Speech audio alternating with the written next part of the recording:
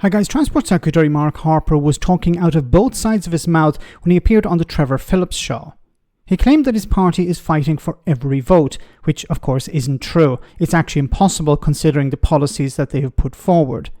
But also that people should be scared of a so-called supermajority that Labour might get. The Conservatives have basically given up on running on their record and are trying to scare people from voting Labour with the idea that a significant number of Tories need to be in opposition to hold the government to account. It's funny they didn't sell this line in 2019, but it won't work because the public want to punish Mark's party. It's also worth just saying, look, I've seen the polls just like everyone else, but it's worth saying, apart from a relatively small number of early postal voters, no one's voted in this election yet. Not a single seat's been decided. And one thing I've learned over the years is taking the British people for granted and telling everybody the election's over, I don't think is wise. But look, the polls do tell us one thing. They do show people that if people don't vote Conservative, and some of the parties, some of the smaller people vote for the smaller parties, and Labour does end up with a very large majority, they're going to have a blank cheque. They are trying very hard in this campaign not to spell out how they're going to pay for any of their promises. We know there is a black hole. We can have a debate about how big it is. We've said it's going to be £2,000 for every family in the next over the Parliament. But there's definitely a black hole. We've set out the taxes that they might have to raise, and they haven't ruled them out. So there's a price tag coming. We'll talk about spell it out. We'll talk about tax in a moment. But in that case, do you want to just clear up something?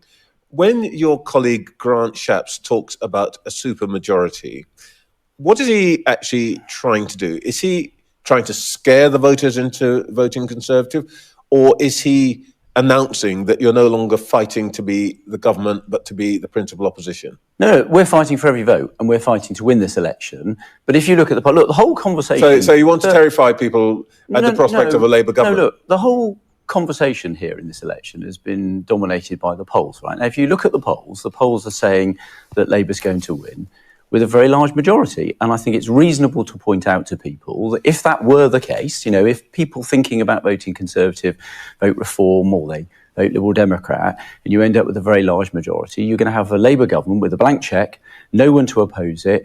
And we know there is a black hole. We know Labour is considering a range of taxes. Yep. They won't rule out things like council tax increases on people's homes. We know they're doing it in Wales, where there is a Labour government.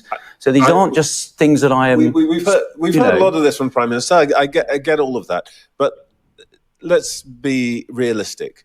Do you actually genuinely believe that you can win this election? Well, look, we're fighting for every vote, Trevor. As I said, apart from a small number of postal voters, no one's voted in this election yet.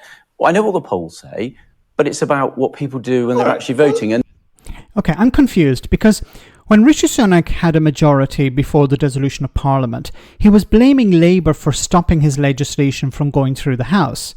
So according to that logic, the Tories should be able to block all Labour legislation. Or if it's not the case, then somebody has been lying.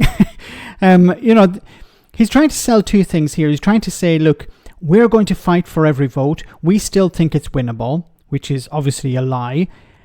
And at the same time, don't vote for Labour or don't vote for the smaller parties because don't vote for the smaller parties because you're going to split the vote and you're going to hand a massive majority over to Labour and they'll have a blank cheque. Now, blank cheque is, of course, Project Fear. If Labour have a majority, they can do whatever the hell they want. When you had an 80-seat majority, you were able to do what the hell you wanted. And at no stage did you say, actually, having an 80-seat majority was bad for democracy, bad for government. You were pretty happy with that. Now that the shoe is on the other foot, of course, this is Project Fear.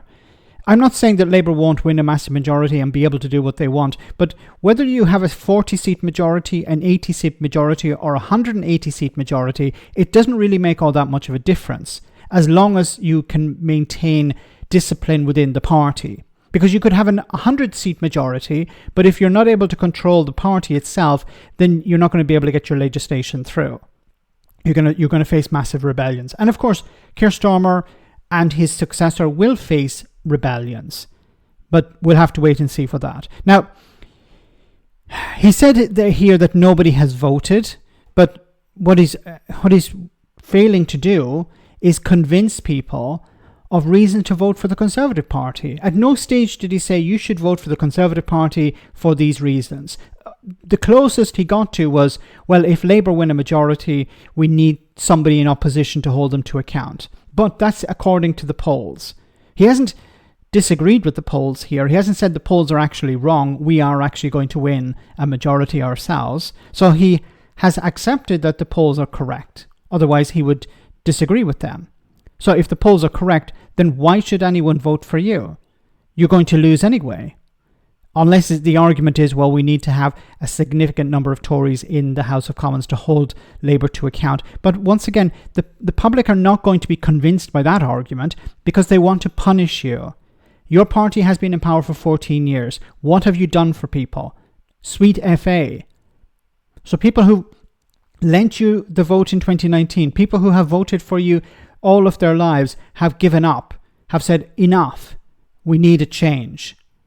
We're not going to give you a sympathy vote in order to keep you in the House of Commons. That's not going to work.